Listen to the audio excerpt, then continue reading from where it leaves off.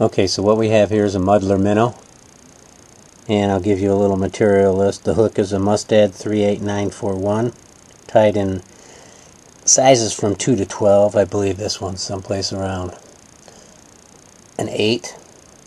The thread is black. It's a pre-wax monocord. Tail is mottled turkey, and that's a quill segment. The body is flat gold tinsel,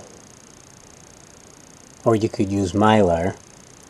The underwing, which is hard to see here, is a gray squirrel, natural gray squirrel. And the overwing is the same as the tail, which is mottled gray turkey. Then we move forward and we have a collar, which is deer hair, and the head, of course, which is deer hair. And it's just spun, and it's a natural gray deer hair, and then we just clip it to shape, and that's pretty much it. So why don't we go ahead and give this a try and tie one up. Okay, so that all I've done is I've started my thread at the front, and I've worked my way back to the barb. And what we're going to do is we're going to take some mottled turkey, and I'm going to come down here in the shorter section and clip 2 sections out, one on each side, and then tie in the tail. And the way that we do that is we cut those sections out, we line up the tips. This is 2 strands. You can see them tenting a little bit if you look there. And we're going to tie that in. And I want it to be about a gap or a gap and a half the length. So measure that in there. This just doesn't have to be exact.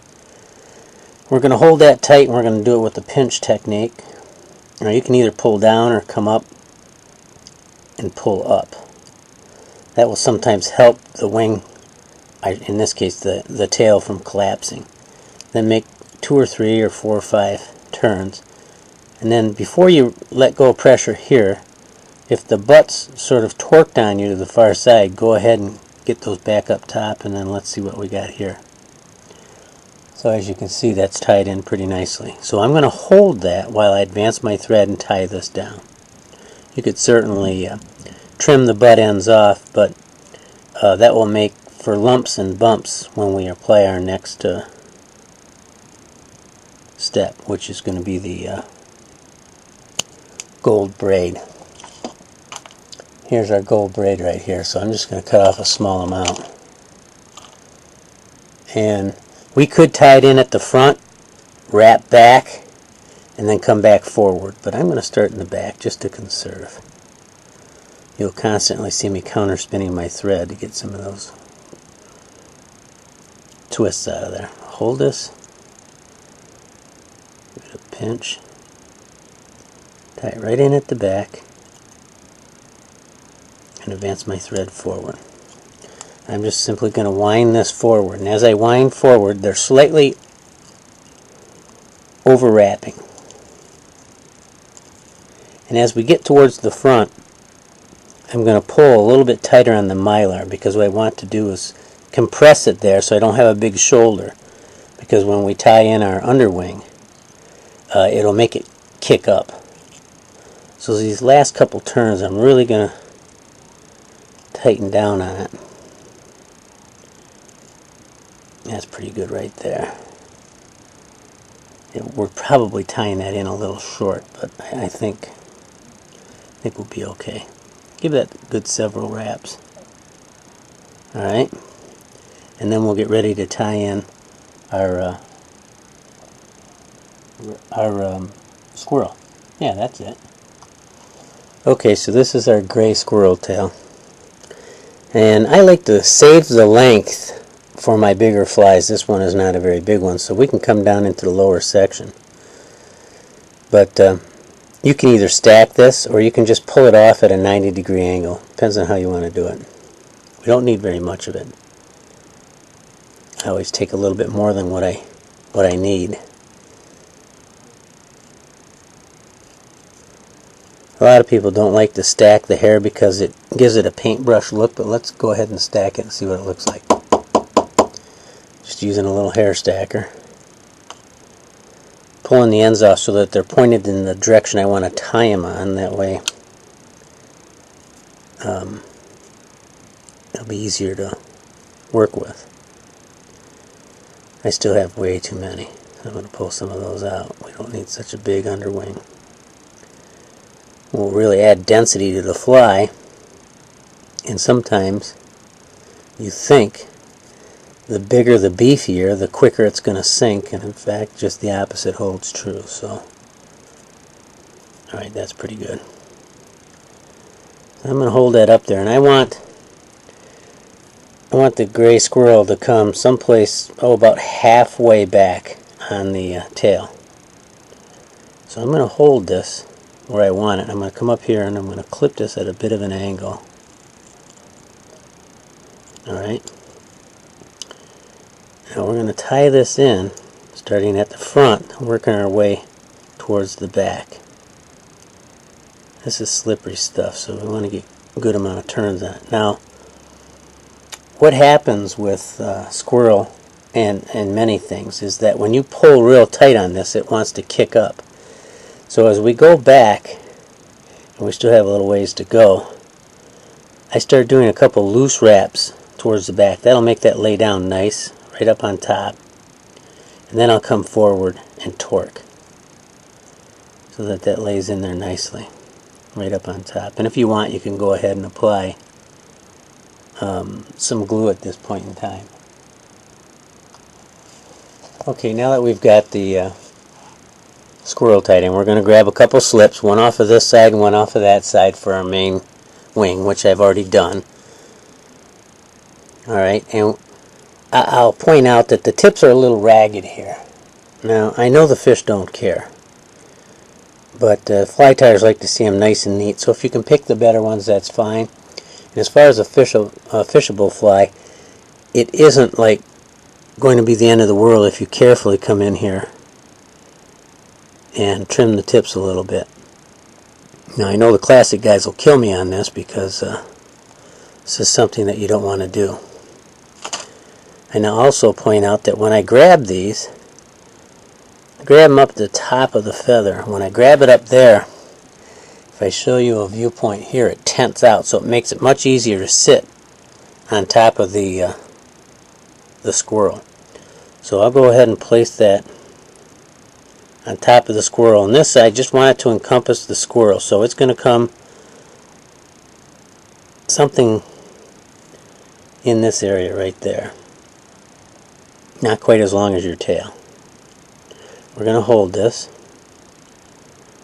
and I'm going to pull up on it.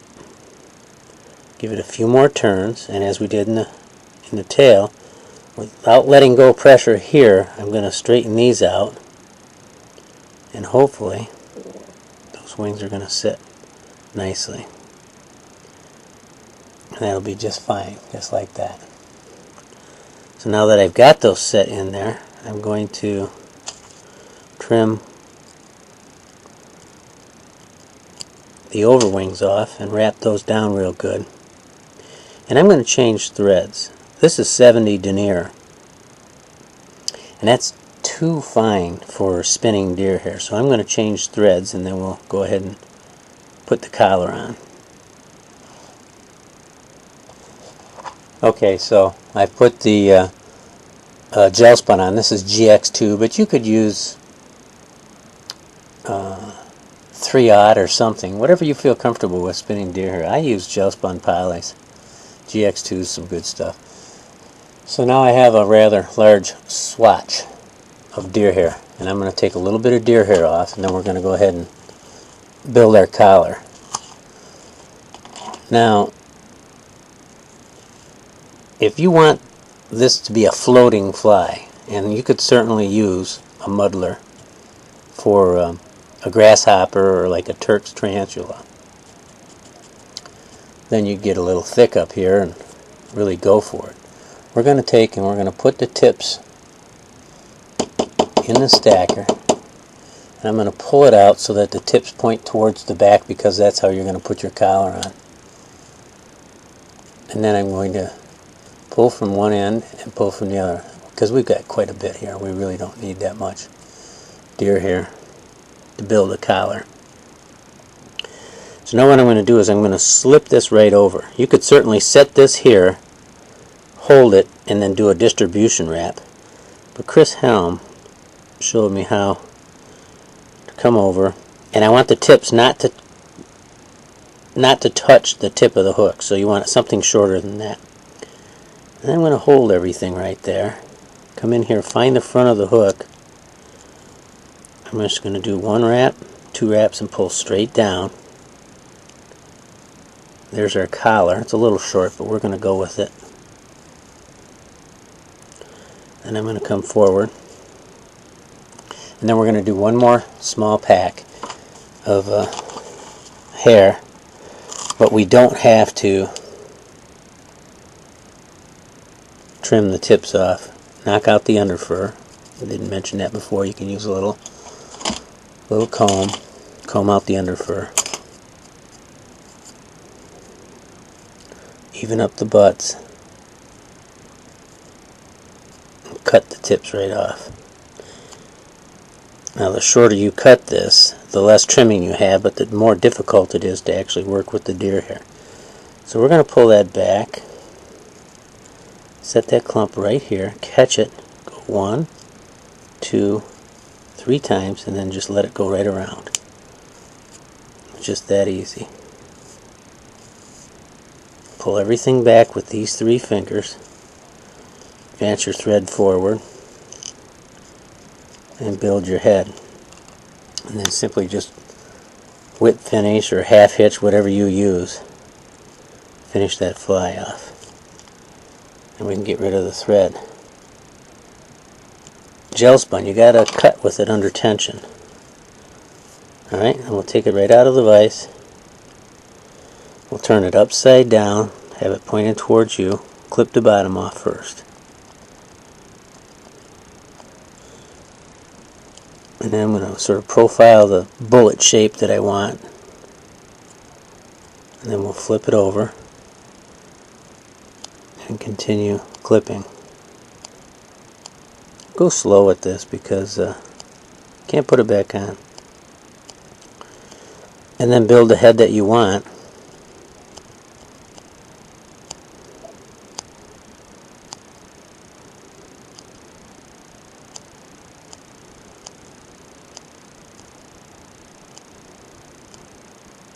Really, this is the toughest part of the flies.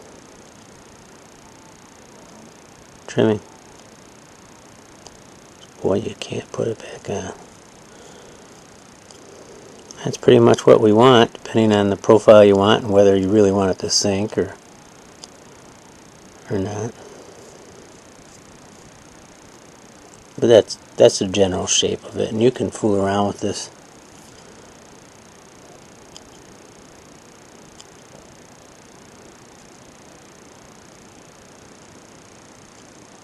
Till the cows come home, actually. And they will come home.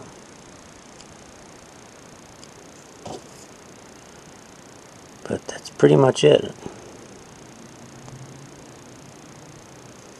Muddler minnow. Great pattern. You guys just got to give it a try. Simple tie. See you on the river.